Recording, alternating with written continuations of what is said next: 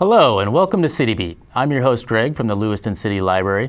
Joining us today on City Beat is Beeg from Lewiston Parks and Recreation. How you doing today, Beeg? Dude, I'm awesome. This is pretty cool. I'm actually on the other side of the table today. You know, for a while I was on that side of the table, so thanks for taking this job over. Hey, I appreciate it, and I really appreciate you being here and being on that side of the table. I think it's going to make my job a whole lot easier. You could do the whole thing by yourself, I think. I'll just talk. I'll just talk. That'll be great. Chat away.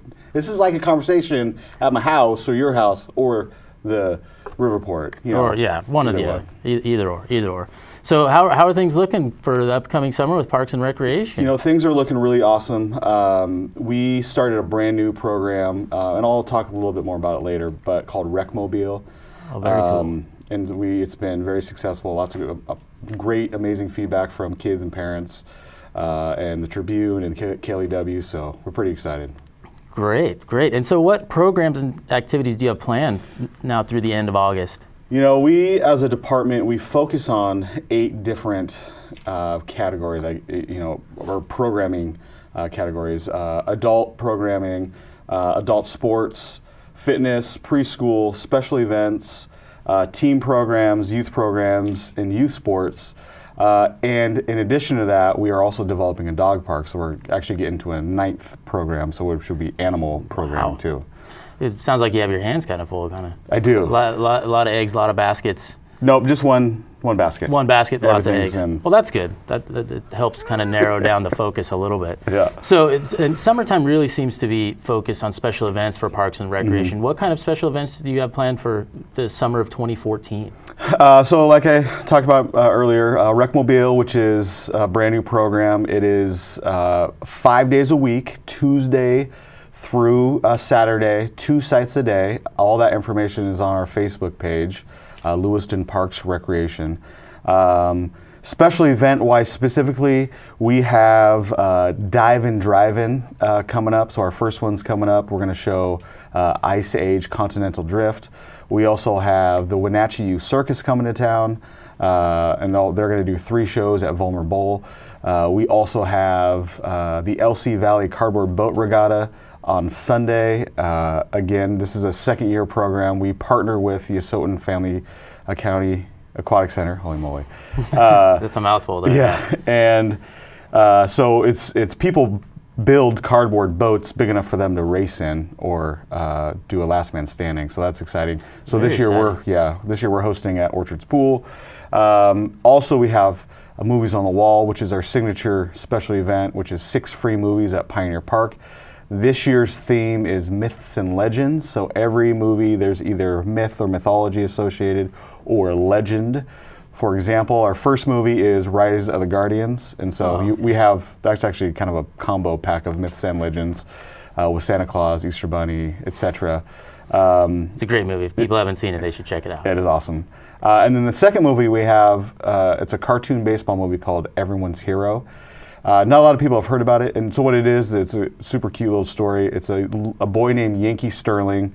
His father works for the Yankees, and Babe Ruth's bat is stolen, and his father's accused of stealing it because he's a janitor. It turns out a bad pitcher from the Chicago Cubs actually steals it. He finds it and then travels from New York to Chicago to give it back to Babe Ruth. So the legend in that is Babe Ruth and the Yankees. So again, every movie has some sort of myth or legend associated with it. We have Percy Jackson, Sea of Monsters, we have Narnia, we have Night at the Museum, Smithsonian, so that's super fun. And again, last year we had our biggest numbers. We were getting up to 1,500 people a night at Pioneer Park. I do want to say there will be a few changes with Movies on the Wall, and the changes are this. We are going to have a section for blankets only, so we'll have some signage up that'll say blankets only beyond this point. The other big change will be we're really emphasizing that this is a family event. Unfortunately, we had a large number of teens that would just hang out and kind of cause a ruckus. And so we're emphasizing it's a family event. If teens are not with their family, then they're going to be asked to move on, to go somewhere else, because it's really for families. It's not just for teens to hang out and just hang by the restroom and cuss. So which, you know, is part of the process. I have a buddy that works down in Meridian, Idaho, Colin Moss, and he does the same thing. They do 10 or 12 free movies down in Meridian, and his team problem got so bad that police were making arrests, and so we want to kind of nip it in the butt right before that it gets to that. The other special events we have are the Father-Son Campout. So this is the 3rd annual Father-Son Campout. Boys and Girls Club is gracious enough to let us use Camp Whitman, which is outside of Cul-de-sac. So dads and sons, or grandpas and sons, or grandpas and dads and sons. There's 2 bunkhouses there, or you can tent camp. There's activities. It's fun. There's a bow and arrow range there. So we have fun. It's a night over there. It's tons of fun. Gosh, what else? Well, it sounds like you have lots of opportunities. How can people find out about all of these opportunities? I mean, I'm getting my eyes open right now to several opportunities that I wasn't aware of. So, I mean, what's the easiest way to get kind of the overall scope of everything that you provide throughout the summer? Yeah, there's 3 ways. One, you can always call us down at the community center and just say, hey, what's going on? And we'll be happy to chat with you. 2, the city website, so cityoflewiston.org/parks and rec.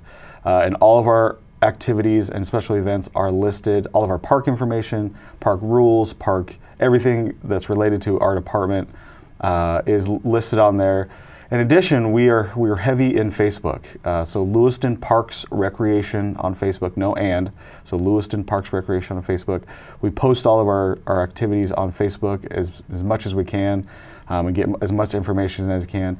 As far as registering goes, we're working on online registration. We haven't got there yet. However, there's 4 ways you can register. You can either print a registration form from the website and then send it in. You can fax it in.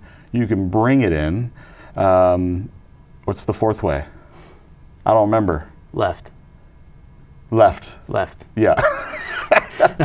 So yeah, give us a call or get online, either Facebook and there's an opportunity to you can call in. That's the other one. You can call in with your credit card and we'll register your participant. That's great. Yeah. And so with a lot of these events, is there a fee associated with most of them, or most of them free? Special event-wise, we try to make stuff as free as possible. There is a few that do have a fee. So like Father-Son Campout is $10 a head. The big thing is to make them free or fairly inexpensive is we get partners. We find sponsors to help us out with those costs. So Movies on the Wall, again, is a perfect example. We have a few different layers of sponsorships that help us run that program. So we have a title sponsor, which is Cable One. They've been our title sponsor for 4 years now, and their contract is a couple more years. They bought us the inflatable movie screen. So wherever we go and have the movie screen, Cable One's associated with that movie screen. They're also the title sponsor for Dive and Drive-In, so they actually have all 8 movies as a title sponsor this summer. And then for Movies on the Wall, we have a presenting sponsor. And the presenting sponsor, their monies are paying for the movie rights. And that's something that a lot of people don't understand or know, is that for us to be able to show movies in the park, even though it's free to the public, we still have to pay movie rights. There's federal law that says anything outside the home or backyard is considered a public performance, and so we have to pay for it. So Alternative Nursing Services is our presenting sponsor. They've been more than generous with their sponsorship. And then we have night sponsors. So each of the 6 nights of Movies on the Wall, there's an individual night sponsor. P1FCU, Dr. James Pierce, DDS, Inland Sailor has been on for a few years. And then we have new ones like Red Lion this year who have sponsored one of the nights. And so we're very fortunate. The other big portion of that is we sell concessions, and all of those proceeds go to nonprofits. And so we have 8 nonprofits, because we're including the Dive and Drive-In this year. 8 nonprofits that are working the concession stand. At the end of the movie series, at the end of the summer, we will take all the monies that have been brought in, divide it by 8, and everybody gets that share for working the night. And for that, we have a concession sponsor, Renswell Construction. And then Fast Signs for Movies on the Wall. So Fast Signs, in addition, they bring their staff out, sell cotton candy for a couple bucks, give half of it to us and then half to whoever is helping them work the cotton candy stand. So not only are we providing a free movie, we're actually providing some monies to local nonprofits. Oh, that's great. Yeah. That's great. And great having all those partnerships within the community, folks coming out and helping the City Parks and Recs Department offer these opportunities for folks around the community. Hopefully a lot of people get a chance to take advantage this summer. And let's talk about sports for a minute. Sports are really popular here in the Valley. So what kind of sports does Parks and Rec offer the community? So during the summer, our big sport is adult softball. We start our adult softball season in April. We do a men's league and a women's league. And then we do, in the later summer, so end of July, August, we do co-ed softball. And so our softball season, we're really unique in the Northwest. There's not many places that get to play softball from April to October. I mean, so we're playing softball that entire almost 7 months. Moving from the Seattle area, the softball season in Seattle is anywhere from 6 to 10 weeks, depending on where you live. And so we're really unique. Our softball players, they are passionate about softball. They demand quality, which keeps us on our toes. But we get to play longer than anybody else. Even Pullman and Moscow, they're 2 or 3 months shorter than us, their season, because they have snow in April, sometimes, or May. And so softball is huge. Softball is really big. We also offer different levels of adult volleyball. We offer adult soccer. We offer adult flag football. We offer adult City League basketball in the winter. And then this last year, we started offering a 3-on-3 league, which we had, I want to say we had 8 teams, and they loved it. It's non-officiated, so they're regulating themselves, and they loved it because they just got to go out and play ball and have fun. And then in addition to that, we also offer a few youth sports. Most of the youth sports programming in the Valley is done by the Boys and Girls Club, and they do a fantastic job. And then there are some club teams as well. So whether it's club soccer, Little League baseball, those are all offered by private organizations, club organizations, or the Boys and Girls Club. What we do is we're offering kind of the niche thing that they haven't offered yet. So we offer youth volleyball, which is a kind of a clinic/league. We offer AAU basketball for boys and girls. And I also offer a sports skills camp, which is for 3 to 6-year-olds. So that's super fun. Oh, I bet. That sounds great. Yeah. I have a couple of those myself, so those. Yeah, yes, you do. That would be great. We only have a couple minutes left here on the show. Is there any other real big topics you'd like to discuss? The dog park has been a fun process. I have a steering committee that we formed with local dog lovers. We have Dr. Kathy Penoza, who's a local veterinarian at Orchards Pet Hospital. So the dog park is going to be developed in North Lewiston, kind of behind our big Clearwater baseball field. There's a 1.8-acre kind of swath of land that's not really developable besides something like that.